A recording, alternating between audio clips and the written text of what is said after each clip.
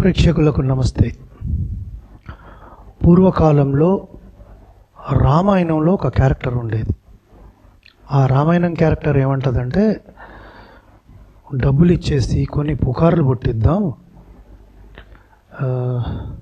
మేము యుద్ధానికి వెళ్ళాము, రామ లక్ష్మణ వీళ్ళనందరినీ చంపేశాము, వానరులని అందరినీ చంపేశాము అని ప్రచారం చేసి జనాల్ని నమ్మిద్దాము.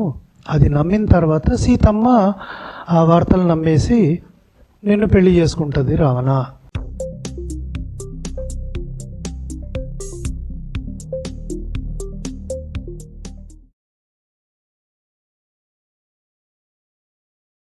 నాకు తెలిసి ఆ రాక్షసుడి పేరు ఏదో పేరుందండి, గుర్తులేదు, వెంటనే గుర్తు రావట్లేదు. ప్రేక్షకులు ఈరోజు సోషల్ మీడియా థ్యాంక్స్ చెప్పుకోవాలి. యూట్యూబ్ కానీ, ఫేస్బుక్, ఇన్స్టాలు, ఇవన్నిటి వల్ల మనకు చాలా విషయాలు తెలుస్తున్నాయి ఈరోజు. అండ్ ఇంకోటి ఏంటంటే, డిజిటల్ మీడియా కూడా ఉంది. టీవీ ఛానల్స్, ప్రింట్ మీడియాలు ఇవన్నీ కూడా ఉన్నాయి. సో నిజం తెలుసుకునే అవకాశం మనకు ఈరోజు చాలా ఉంది. అంటే ఎక్కడో కూర్చొని, అమెరికాలో, ఆస్ట్రేలియాలో కూర్చొని ఈ ఛానల్ని చూసేవాళ్ళు ఉన్నారు.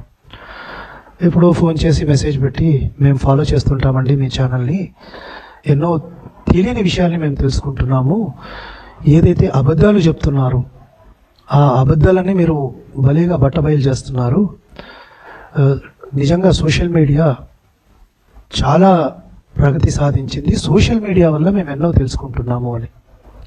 సరే, సోషల్ మీడియాకి మళ్ళీ వద్దాం. ఇప్పుడు డిజిటల్ మీడియా ఉంది, అనేక ఛానల్స్ ఉన్నాయి. ఛానళ్ళ మాధ్యమంలో కూడా మనకి ఎన్నో విషయాలు తెలుస్తుంటాయి. అయితే ప్రతి చోట రెండు ఉంటాయండి. ఒకటి డబ్బు, రెండోది సిద్ధాంతం. ఈరోజు మనం చూస్తే చాలా ఈ డిజిటల్ మీడియా ఛానళ్ళు ఒక పర్టికులర్ సిద్ధాంతాన్ని, ఒక పర్టికులర్ నెరేటివ్ని వాళ్ళు ముందుకు తోస్తారు.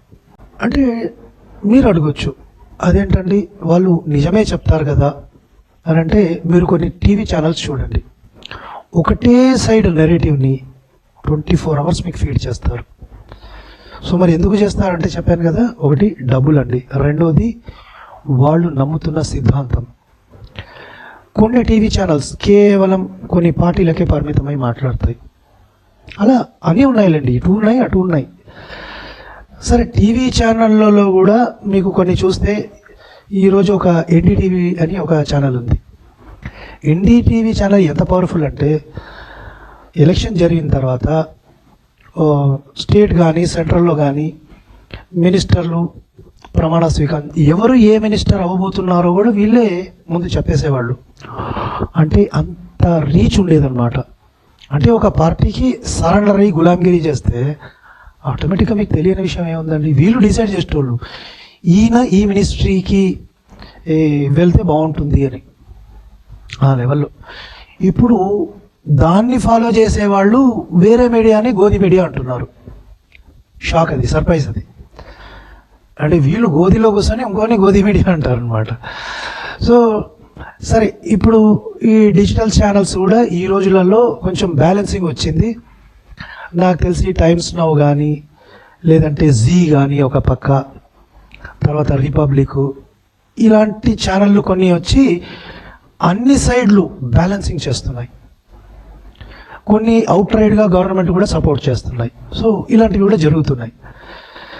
ఒక గవర్నమెంట్ వచ్చి కొన్ని మంచి స్కీములు పెడితే దాని గురించి చెప్పడం తప్పేం కాదు, నేను నా పర్సనల్గా అనుకుంటా.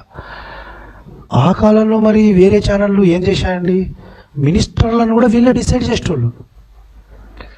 ఇన్ఫ్యాక్ట్ మన్మోహన్ సింగ్ పిఎం ఉన్నప్పుడు ఆయన ప్లేన్లో ఒక 50-60 మంది జర్నలిస్టులు అందులో ఎక్కి ఆయన ఎక్కడికి పోతే అక్కడ తిరిగేటోడు. అంతేకాదు, మీకు గుర్తుంటే వీళ్ళు షాపింగ్లు ఇవన్నీ కూడా చేసుకుంటే ఆ బిల్ అంతా గవర్నమెంట్ కట్టేది.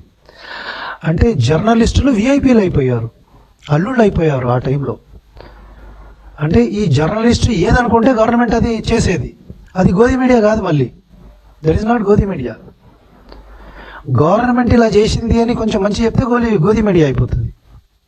అంటే ఈ నెరేషన్ అనేది, అబద్ధాలు ప్రచారం చేయడం అనేది, ఫేక్ మీడియా అనేది ఏ లెవెల్లో పోతుందో మనం చూసుకోవాలి ఈరోజు. అయితే నేను చెప్పాను కదండి, మీడియా, సోషల్ మీడియా వచ్చిన తర్వాత నిజాలు మనకు ఏ రకంగానైతే చేరుతున్నాయో అదేవిధంగా అబద్ధాల ప్రచారం కూడా జరుగుతుంది, ఫేక్ మీడియా నెరేటివ్ కూడా జరుగుతుంది. ఇప్పుడు ఎగ్జాంపుల్ తీసుకుందాం. ఉత్తమ్ నగర్లో తరుణ్ అని ఒక యంగ్ హిందూ కుర్రాడు చంపేశారు ఈ జిహాదీలు. ఎందుకు చంపారనేది కూడా మనకు వార్తలు విన్నాం మనం.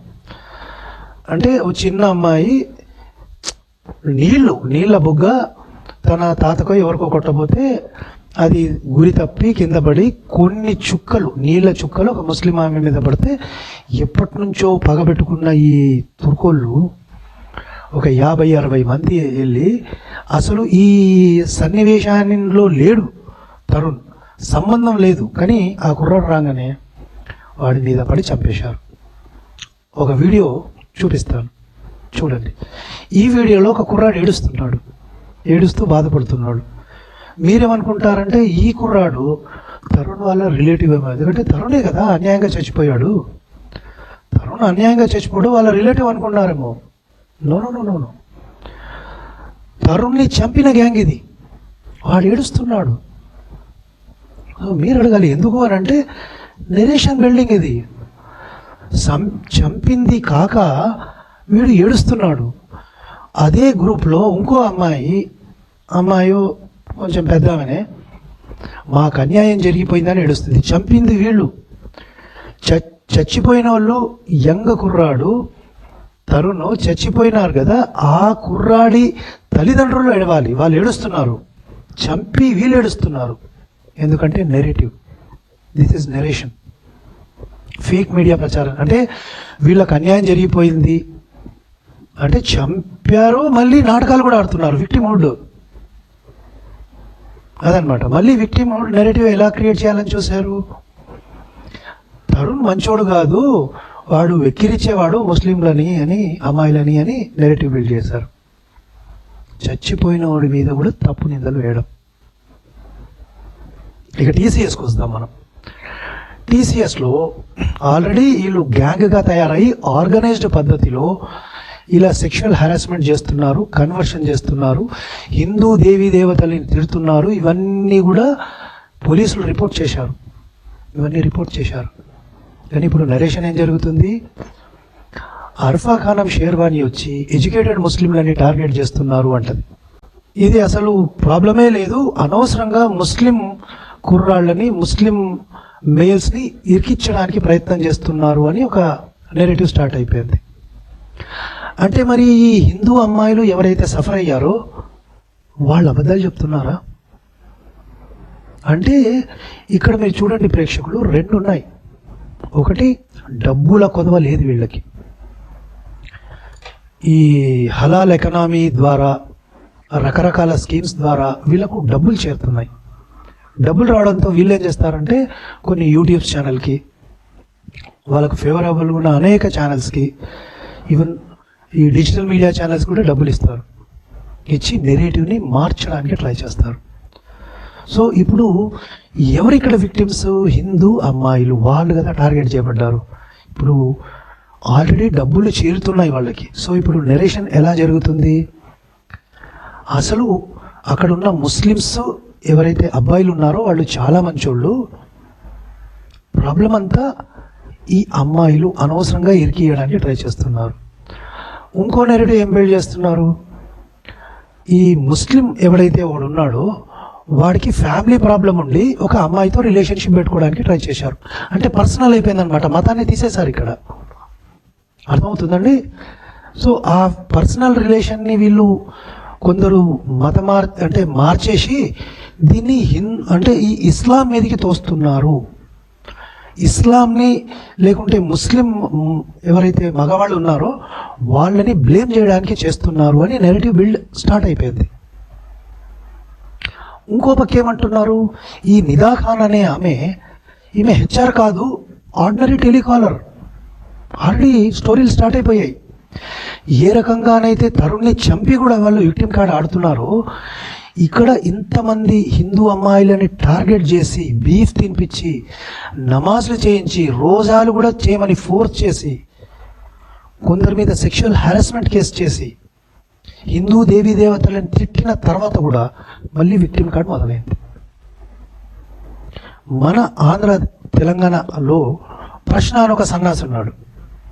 వీడు మొన్న ఒక వీడియో చేశాడు. వీడు ఒక వీడియో చేసి టీసీఎస్ గురించి మాట్లాడి అలా జరుగుతుంది అని మిగతా 20-25 నిమిషాలు ఆర్ఎస్ బీజేపీ హిందువులు ఎట్లా చేశారు, హిందువులు టెర్రరిస్టులు ఇదే మాట్లాడుతున్నాడు. పిక్చర్ మాత్రం టీసీఎస్ది. కానీ వీడు కవరప్ చేసిందంతా ఎవరినారా అంటే తుర్కులను కవరప్ చేశాడు. మరి వీడు డబ్బులు తినట్లేదని మనం ఎలా అనుకోవాలండి? వీడు డబ్బులు తింటున్నాడు, వాళ్ళు పెట్టే బీఫ్ బిర్యానీ తింటున్నాడు, మందు బాటలు తీసుకున్నాడు, నేరేటిని పెళ్లి చేస్తున్నాడు. అలాగే ఈరోజు రేపు మీరు చూడండి, తెలుగు రాష్ట్రాలలో ఉన్న ఈ కమ్యూనిస్ట్ ఛానల్ అన్నీ కూడా ఇదే పనిచేస్తాయి. టీసీఎస్ ప్రాబ్లం పెద్ద ప్రాబ్లం కాదండి. మన ఎకనామీ చూడండి, ఎల్పిజి గ్యాస్ దొరకట్లేదు, వీటి గురించి మాట్లాడడం మొదలు పెడతాయి. మరి ఆ హిందూ అమ్మాయిలకు అన్యాయం జరిగింది కదా, ఈ ఆర్గనైజ్డ్ ర్యాకెట్ చేసి మత మార్పిడి చేస్తున్నారు కదా, దాని గురించి ఒక్కడన్నా వీడియో పెడతాడా? పెట్టడు. ఒక ట్వీట్ చేస్తాడా? చేయడు. ఇది వీళ్ళ బతుకులండి, ఇది వీళ్ళ బతుకులు. తర్వాత మనం చూస్తే కొన్ని యూట్యూబ్ ఛానళ్ళు, సోషల్ మీడియాలలో ఈ 6-8 మంది ఎవరైతే అరెస్ట్ అయ్యారో వాళ్ళ రిలేటివ్స్ వచ్చి మావాడు అలాంటి వాడు కాదండి, అరే ఇంటి వాళ్ళు అలాగే చెప్తారు. కానీ దాన్ని తీసుకొని కొందరు చూడండి వాడు అమాయకుడు, వాడిని ఇరికించడానికి ట్రై చేస్తున్నారు. రాజ్దీప్ సర్దేశాయ్ అని ఉన్నాడు, ఆ రిలేటివ్స్ చెప్పిన మాటలు విని ఆ ముస్లిం వాళ్ళని కవరప్ చేయడానికి వైట్ వాషింగ్ చేయాలి. ఇప్పుడు అంతా డ్యామేజ్ జరిగిపోయింది కదా, ఇలా బండారం అంతా బయటపడింది, వైట్ వాషింగ్ చేయడం మొదలు పెట్టేశారు. మళ్ళీ పోలీసు వాళ్ళని బ్లేమ్ చేస్తారు వీళ్ళు. పోలీసు వాళ్ళు వాళ్ళ పని ఏంది? శాంతిని స్థాపించాలి, వీళ్ళు స్పైయింగ్ చేయడం ఏంది? ఇలాంటి నెరేటివ్లు ఆల్రెడీ స్టార్ట్ అయిపోయాయి. సో ఇంకోటి చూడండి, ఈ నిదా ఖాన్ అనేట ఆమె సడన్గా ఏమంటుంది, పారిపోయింది. ఫేస్బుక్, ఇన్స్టా ఎక్కడెక్కడైతే తన ఇవి ఉన్నాయో మొత్తం ప్రైవేట్ చేసేసింది. భివాండీలో ఎక్కడైతే ముస్లిమ్స్ మెజారిటీ ఉన్నారో అక్కడ మ్యాక్సిమం ముస్లిం అమ్మాయిలు బుర్కాలు వేసుకొని తిరుగుతారు. ఆ బుర్కాలు వేసుకొని ఎక్కడో మాయమైపోయింది, భివాండీలో కనబడట్లా. ఇది బెయిల్ కోసం అప్లై చేసుకుంటుంది. మళ్ళీ ఇంకో నాటకం ఏంది, నేను ప్రెగ్నెంట్ని, నాకు బెయిల్ కావాలి. ఇదే చూస్తే ఇంకో లేడీ ఢిల్లీ రైట్స్లో సఫోరా జర్ఫర్ అని ఒక ఆమె ముస్లిం లేడీ, ఈమె ఢిల్లీ రైట్స్లో ఇన్వాల్వ్ ఉంది. ఢిల్లీ రైట్స్ జరిగినన్ని రోజులు ఏం ప్రాబ్లం లేదు, ఒక్కసారి అరెస్ట్ చేద్దామని రాగానే ఐఎమ్ ప్రెగ్నెంట్. నాటకాలు చూడండి, నాటకాలు వీళ్ళాడినంత పర్ఫెక్ట్గా ఎవరు ఆడలేరు ప్రపంచంలో. నోబెల్ ప్రైజ్ బహుమతులు ఇవ్వాలి వీళ్ళకి. సో ఈ నిదా ఖాన్ అనేటామె కూడా ఐఎమ్ ప్రెగ్నెంట్ అని కోర్టుకు అప్లై చేస్తుంది. బెయిల్ రాకుంటే నేను సరెండర్ అయిపోతుంది. ఇప్పుడు ఏ కోర్టు అయినా ఏం చేస్తుందండి, జడ్జి అరే ప్రెగ్నెంట్ కదా అని సాఫ్ట్ కార్నర్తో బెయిల్ ఇచ్చేస్తుంది. మొత్తం మార్చిపడేస్తారు, మొత్తం సప్రెస్ చేసేస్తారు అనమాట.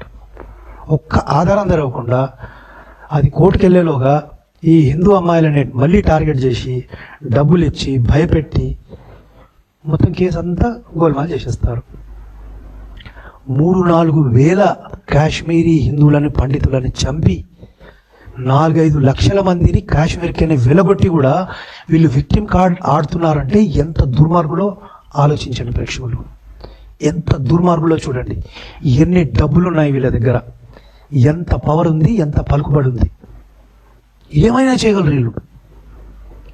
మర్డర్ చేసి కూడా మర్డర్ అయినోడే తప్పు అని కూడా వాదించగలరు వీళ్ళు. ఒక వ్యక్తిని చంపేసి కూడా వాడే తప్పు అని నిరూపించగలరు, అంత కెపాసిటీ వీళ్ళకు ఉంది. సో ఇలాంటి నెరేషన్ ఆల్రెడీ స్టార్ట్ అయిపోయింది టీసీఎస్లో.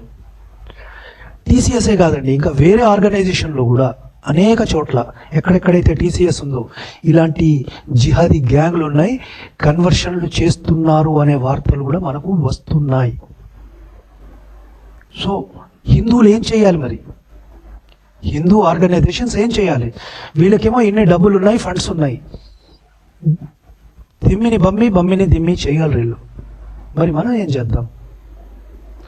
మనము ఒక క్యూఆర్ కోడ్ పెట్టుకొని మేము ఛానల్ నడుపుతున్నాంరా డొనేట్ చేయండి అంటే జనాలు ఏడుస్తారు. ఇక్కడ వాళ్ళు కొన్ని కోట్లు పంప్ చేసి అబద్ధాలని ప్రచారం చేసి కన్వర్షన్కి సహాయపడుతున్నారు. కిం కర్తవ్యం, మనం ఏం చేయాలి? ప్రేక్షకులు కామెంట్ రూపంలో చెప్పండి.